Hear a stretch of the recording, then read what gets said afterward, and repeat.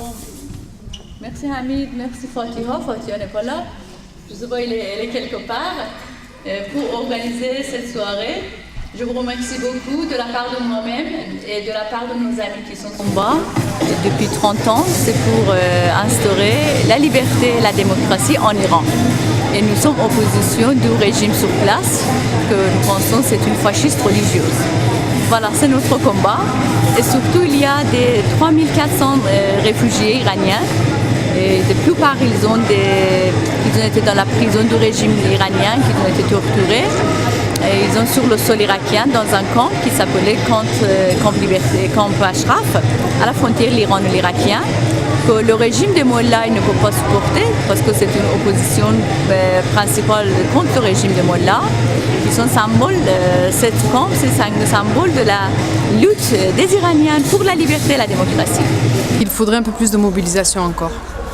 Vraiment montrer à toutes les personnes qui sont enfermées sur les camps Ashraf et Liberty qu'ils ne sont pas oubliés, que la communauté internationale pense à eux et qu'un peu de partout on se mobilise pour leur apporter notre soutien, enfin, qu'on essaie de leur apporter le maximum de soutien qu'on puisse apporter avec le peu de moyens qu'on puisse avoir. Vous savez, en 2009, il y avait une grande manifestation en Iran, un mouvement très important en Iran, mais malheureusement, c'était réprimé très fort par ce régime. Et vous savez que le régime des Mollahs, il est derrière Bachar al-Assad en Syrie. Pour cette raison, la révolution en Syrie et en Iran, ils sont dépendants ensemble.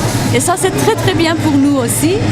Moi, je crois que tous les printemps arabes, dans tous les pays arabes, ça sera très bien pour la lutte des Iraniens pour avoir la liberté et la démocratie en Iran. Le but, tout simplement, on s'est rassemblés du côté de Paris, à Villepenne, donc pour le massacre d'Ashraf. Donc c'est une ville entre l'Iran et l'Irak où il y a des jagissements franchement pas trop catholiques qui se passent là-bas. Et puis ça nous a sensibilisés, que ce soit moi-même ou tous les gens qui sont venus avec nous.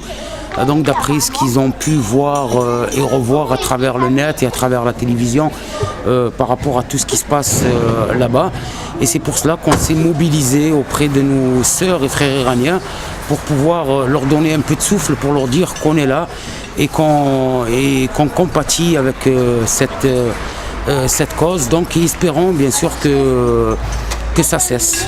Nous souhaitons, avec le changement de gouvernement français, nous souhaitons ça.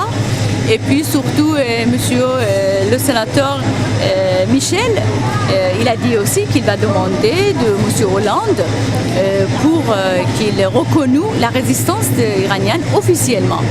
Et ça, c'est ce que nous souhaitons, que la résistance iranienne, qui est symbole pour la liberté en Iran, soit être reconnue officiellement par les États dans le monde. Parce que nous sommes alternatifs du régime des Mollahs en Iran.